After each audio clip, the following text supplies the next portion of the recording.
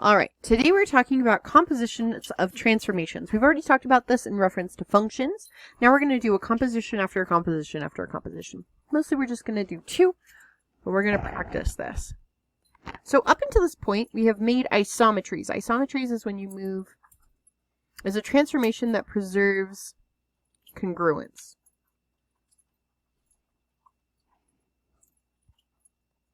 Or length. So translation, reflection, and rotations are isometries. There are only 4 kinds of isometries. There's translations, which is just, I like to consider it a move or a shift. A rotation, which is that rotation thing. It's a rotation or a turn. That's what I like to think of rotation. And reflection is when you flip, this was what I consider it, it's a flip, over a line. Okay, and then there's one more that we're going to be discovering today.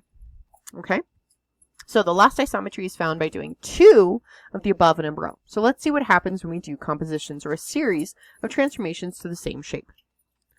So right here, what happens when we do 2 translations in a row? So the final isometry, so it's when we move, so this one says, okay, we took our original shape, we moved it there, and then we moved it there. We could have just moved it, so we could have done a translation to move that original shape to the final destination. Okay, what happens if we do 2 rotations in a row? So we're going to take our first rotation of 90 degrees, and then we'll take a second rotation about the same point in the center of 45 degrees, and that just ended up being a rotation of 90 plus 45 degrees. So this is just a rotation. Didn't really change anything. Okay, what if we do 2 reflections, specifically over parallel lines? So if we do 2 reflections, our B goes from there to there, and then our B goes back on the outside. We could have just slid this over there. So this is just a translation, or a slide, or shift, whatever you want to think of that as. So what if we do 2 reflections over intersecting lines? It doesn't matter if they're 90 degrees or not. So A goes from here to here, and then A goes from here to here. Oh, that's interesting. Then our C goes from here all the way over there. This looks like a rotation. Well, so far we haven't discovered anything new. That's okay. So what if we do a rotation and reflection? So let's start doing not 2 things in a row that are the same. So if we do a rotation, so we take this and we rotate it to there, our A rotates, our C rotates, okay, and then we reflect. So now our A's on top, our C's on the bottom, our B's over there, and it just looks like a reflection over that line. So we just created a reflection. Okay, unhelpful. Let's try this one. So it's a translation followed by a rotation. So let's see what happens. So we're taking this to the origin, and then we're rotating it.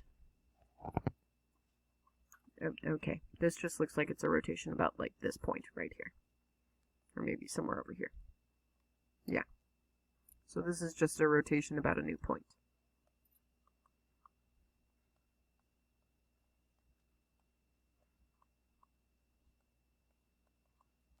Well, that's just dumb. Nothing new yet.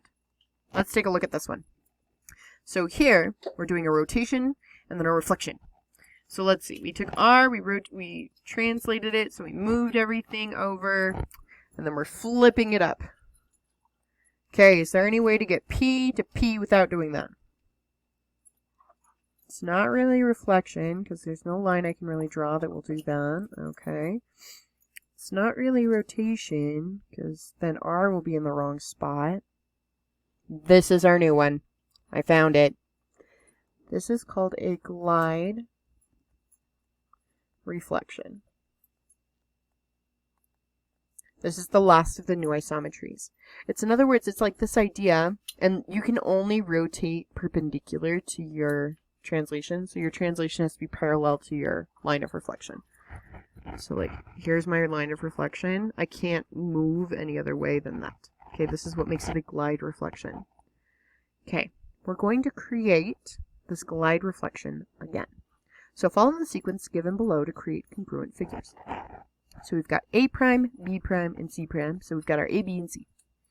And we're going to, now remember, we always do it this way. So we're going to translate it first, and then we're going to reflect it, okay? And capital R means reflection, lowercase r means rotation. So we're going to translate it 4 right, 1 up. So we're going to take every point, we're going to go 4 right, so 1, 2, 3, 4, 1 up. So this was A, B, C. So this is my A prime. Then B prime is going to be 4 over, so 1, 2, 3, 4, 1 up. Here's B prime. And C prime will be 1, 2, 3, 4, 1 up. Here's C prime. So there's our new triangle. Now we're going to reflect it over our y-axis. So here's our y-axis. We're going to reflect it over. So A is currently, so our new A prime is at the point 5, 7. Our B prime is now at the point, I should write these in black, hold on. 5, 7. Our B prime is now at 9, 6. And our C prime is at 8, 2. So if we reflect over the y-axis, that means our y values will remain the same, but our x values will flip. So this will be at negative 5, 7.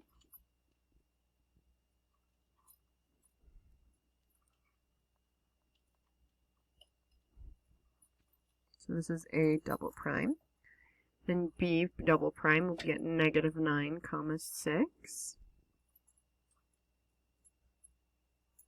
So here's B double prime. And then C double prime will be at negative 8, 2.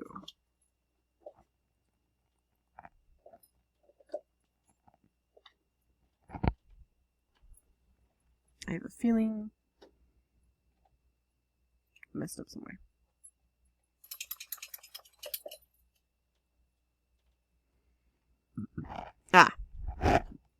It's because my points are not correct. My B is at 5, 3, which would put this at 9, 4, which would put this at negative 9, 4. This changes some things. That looks much better. There we go. Okay. It's important to write your things correctly the first time. You could be like me and struggle, it's fine. Okay, I want you guys to go ahead and do the same thing here. And then once you're done with that, go ahead and write your recap and what is the new isometry.